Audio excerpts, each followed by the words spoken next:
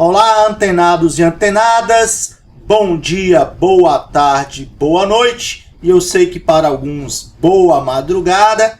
Sejam todos e todas muito bem-vindos à primeira aula da unidade 13, recursão do curso Fundamentos de Programação em C.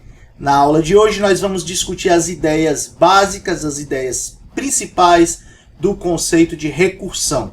Beleza, então vem com a gente que a aula de hoje tá massa. A ideia de recursão vem lá da matemática, do conceito de indução matemática, que é uma maneira de você definir algo em termos de si mesmo. Bom, existem dois tipos de recursão, que nós chamamos de recursão direta e recursão indireta. A recursão direta ocorre quando uma determinada função f chama ela mesma, ou seja, faz uma chamada a ela mesma. E a recursão indireta ocorre quando uma função a, por exemplo, faz uma chamada para a função b e a função b faz uma chamada para a função a. Então, nesse caso, ocorreu uma recursão indireta. Uma função ela pode ser implementada tanto de maneira iterativa, que é a maneira tradicional que nós já estamos acostumados a implementar, quanto de maneira recursiva. Agora, quase sempre a forma recursiva ela vai nos apresentar uma codificação mais simples, mais reduzida. Em compensação, em geral, as implementações iterativas são mais rápidas, ou seja, apresentam uma performance, um desempenho melhor. Professor, qual a vantagem de usar a recursão? Bom, a recursão possibilita que o tamanho do seu código seja reduzido, ou seja, ele vai ficar menor, e a recursão permite descrever os algoritmos de forma mais clara, na maioria das vezes, e de forma mais concisa, ou seja, escrevendo menos. Mas, como tudo na vida, a recursão tem vantagens e desvantagens. Como desvantagem, em geral, o desempenho piora, ou seja, as soluções recursivas vão ter um desempenho pior, ou seja, vão demorar mais, vão ser um pouco mais lentas que as soluções iterativas. Isso não é regra, mas em geral isso ocorre. Outra dificuldade é depurar um programa recursivo. Em geral isso dá mais trabalho, é mais complicado. Principalmente se for uma recursão muito profunda, ou seja, que envolva muitas chamadas. Sempre que há uma chamada a uma função, seja recursiva ou não, os parâmetros e as variáveis locais são empilhadas na pilha de execução. No caso de uma função recursiva, para cada chamada a essa função, um ambiente local próprio é criado. Então, as variáveis locais de chamadas recursivas, elas são independentes entre si, né? Como se fossem provenientes de funções diferentes, como se elas pertencessem a funções diferentes. Por exemplo, as funções para determinar o fatorial e a série de Fibonacci, elas são melhores implementadas por funções iterativas. Mas nós vamos discutir aqui a implementação dela, tanto interativa quanto recursiva. Isso significa dizer que as soluções iterativas são sempre melhores? Não, meu jovem, alguns algoritmos são mais fáceis de implementar usando soluções recursivas, usando recursão. E algumas implementações recursivas são até mais rápidas que as suas correspondentes implementações iterativas, embora isso não seja a regra geral. Beleza? As funções recursivas possuem duas partes principais. A primeira parte é o que nós chamamos de caso base, ou ponto de parada, ou ainda condição de parada. É o ponto ou a condição onde a função será encerrada, onde a recursão será finalizada. Geralmente é um limite superior ou inferior da regra geral. E a segunda parte de uma função recursiva é o caso recursivo ou a regra geral. É o método ou a fórmula que soluciona o problema por meio de soluções recursivas de problemas menores. É a ideia do dividir para conquistar. Resolver um problema maior resolvendo subproblemas menores. Professor, mas como é que eu crio um algoritmo recursivo? Como é que eu crio uma função recursiva? Existem algumas dicas, tá? Alguns bizus, alguns princípios interessantes.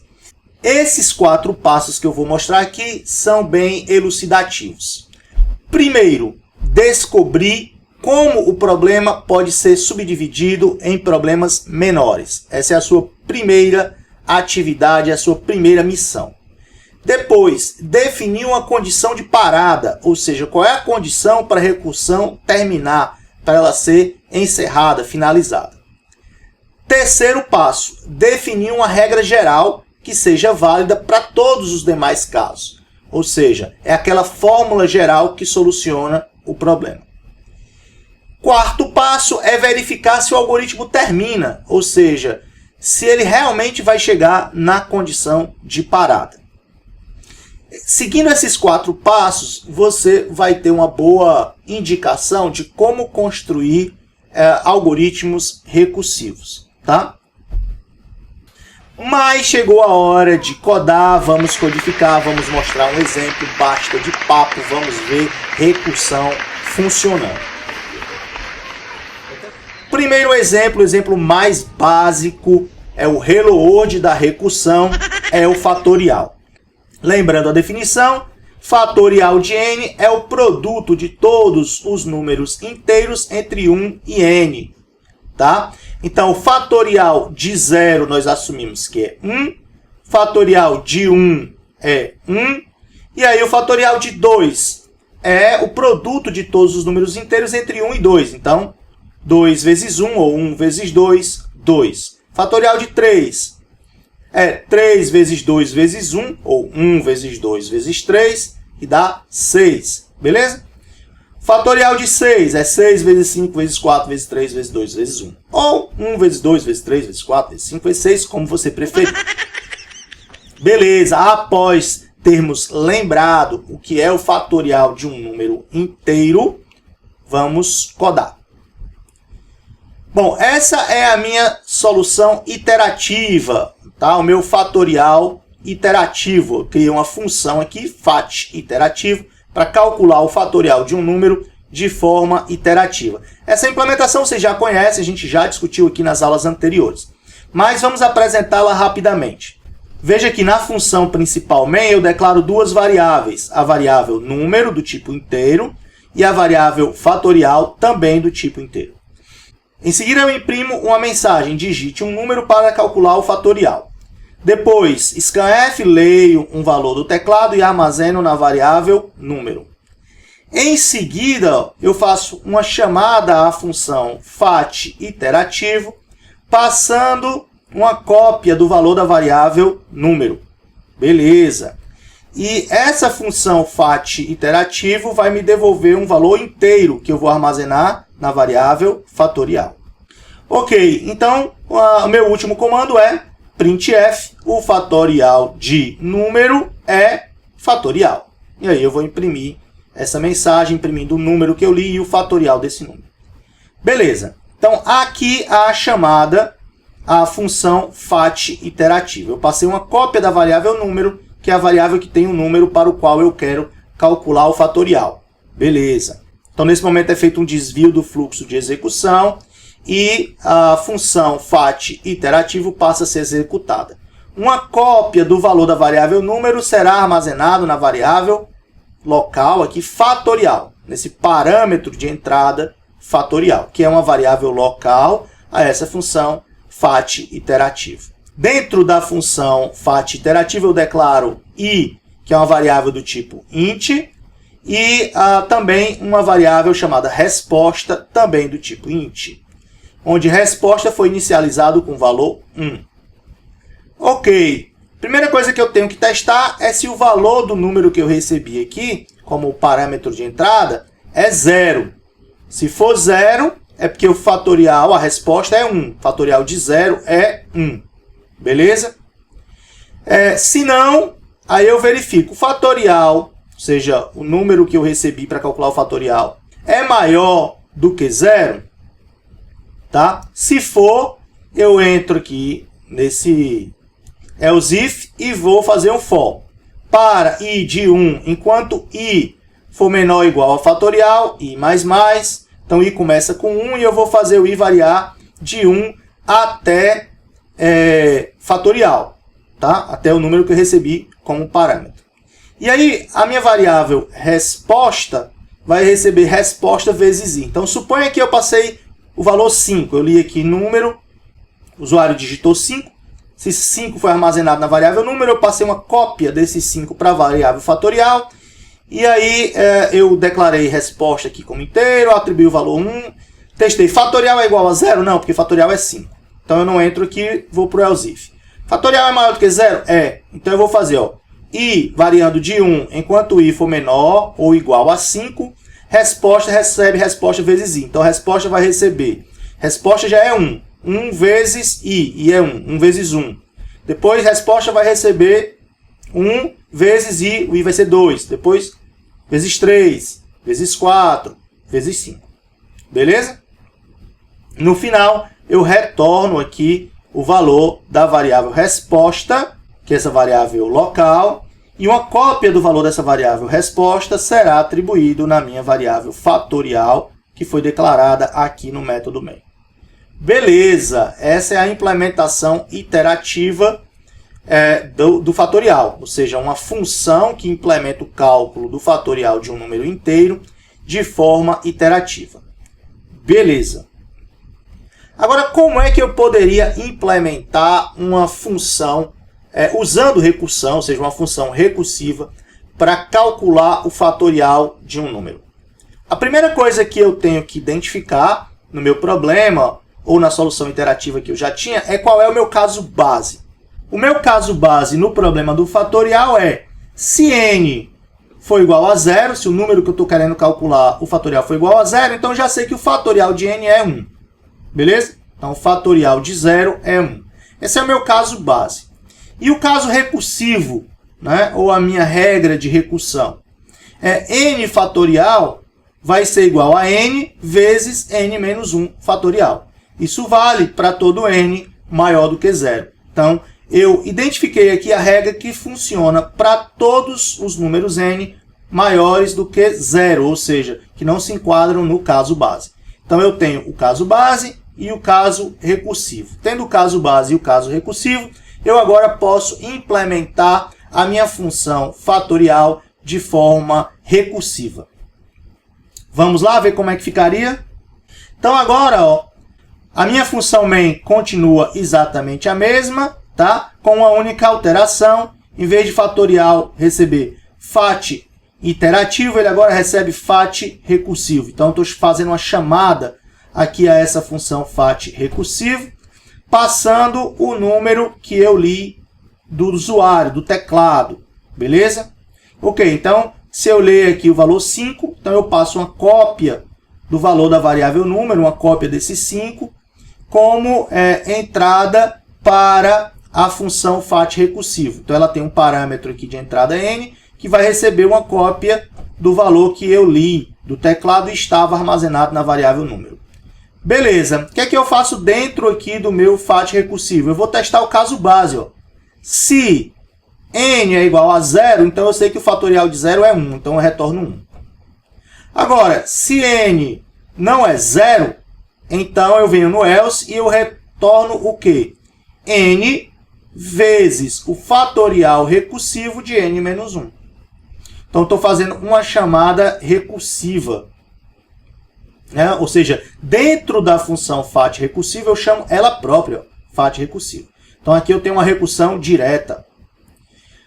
Bom, se o número que eu li aqui no teclado foi 5, então uma cópia do valor 5 foi passada para o parâmetro aqui da função fat recursivo. Então, n recebeu 5, aí eu avalio. N é igual a 0? Não, porque n é 5. Então, eu venho para o else. Então, eu vou retornar quem? 5 vezes fat recursivo de 4. Então eu vou retornar, ó, 5 vezes FAT recursivo de 4. Chamei recursivamente a função FAT recursivo, só que agora passando o valor 4. Aí é um outro contexto, né? Em outra posição de memória vão ser guardadas os valores dessas variáveis locais dessa outra chamada recursiva, que está recebendo 4. Então agora eu faço n é igual a 0? Não, porque n é 4. Aí eu entro no else. Aí eu faço, ó, retorne 4 vezes... Quem é o fatorial de 4? É 4 vezes o fatorial de 3. Faço uma nova chamada a FAT recursivo, passando o valor 3. Beleza, aí eu testo. N é igual a 0? Não. Então eu entro no else e vou retornar quem? 3 vezes FAT recursivo de 2. Então, nova chamada iterativa, passei o 2. Entro aqui no FAT recursivo e vou testar. N é igual a 0? Não, porque N é 2. Então eu vou retornar, entro no else e retorno 2 vezes FAT recursivo de 1. Nova chamada a FAT recursivo passando o valor 1. Testo. N é igual a 0? Não. Então eu faço retorne 1 vezes FAT recursivo de 0. Então nova chamada ao FAT recursivo. Beleza. Agora o N é 0. Aí eu testo aqui, ó. N é igual a 0? Então eu retorno 1. Então, quando eu estava calculando o fatorial de 2, eu estou retornando... Aliás, quando eu estava calculando o fatorial de 1, né, eu vou retornar 1 vezes fatorial recursivo de 0. Mas fatorial recursivo de 0 é 1. Então, eu vou retornar 1 vezes 1 no fatorial de 1, que é 1. Para o fatorial de 2. Aí o fatorial de 2 vai ser 2 vezes o fatorial de 1, mas o fatorial de 1 é 1. Então, o fatorial de 2 vai retornar 2. Quando eu estiver calculando o fatorial de 3, o fatorial de 3 é 3 vezes o fatorial de 2. Mas quanto é que é o fatorial de 2? O fatorial de 2 é 2. Então, eu vou retornar 3 vezes 2, 6. Beleza? E assim sucessivamente. Então, eu tenho que chegar no caso base para de lá ir retornando os valores até o primeiro caso. Beleza? Então, se o meu caso aqui é quando n é igual a 0 e eu passei 5, eu vou fazer uma chamada do FAT recursivo 5 para o 4, para o 3, para o 2, para o 1, para o 0. E aí, quando chegar no 0 é que eu cheguei no caso base e eu consigo retornar um valor concreto. Aí, esse valor vai ser utilizado para computar a resposta da chamada anterior. E assim sucessivamente até eu chegar na resposta da primeira chamada recursiva. Beleza? É o que a gente chama de profundidade da recursão. Caralho, o maluco é brabo. Se a gente for comparar aqui, ó, a solução iterativa vezes a solução recursiva, ó, nós podemos observar que a solução recursiva, primeiro, ela ficou menor. Então, a gente escreve menos. Se ela está mais clara ou menos clara, pode até haver uma discussão aqui. A gente pode até discordar, né, na clareza desse código, na facilidade de entendimento desse código. Mas que ela está mais concisa, está. Todo código menor é um código menos propenso a erro, tá? E ela está certamente mais elegante, né? Além de mais concisa, ela está mais elegante, o que não quer dizer que todo código mais conciso seja mais elegante, mas esse está. Agora, o desempenho não é tão bom quanto o desempenho da solução iterativa, tá? Por quê? Porque aqui na recursão eu vou ter chamadas recursivas e para cada chamada eu preciso guardar na pilha de execução o contexto dessa chamada, ou seja, os valores das variáveis locais dessa função para uma determinada chamada. Então, para cada chamada eu vou guardar na pilha os valores das variáveis locais e isso consome tempo, né? Além de espaço na memória. Então, a solução iterativa pode até ter um desempenho melhor, tá? Mas ela é nitidamente maior, escrevo mais, tem mais código. Se você escreve mais, a probabilidade de ter erros aqui é maior. Compensação aqui no FAT recursivo, debugar um erro aqui no FAT recursivo é mais difícil do que debugar, depurar, corrigir um erro aqui no FAT iterativo. Beleza? Gostou da recursão?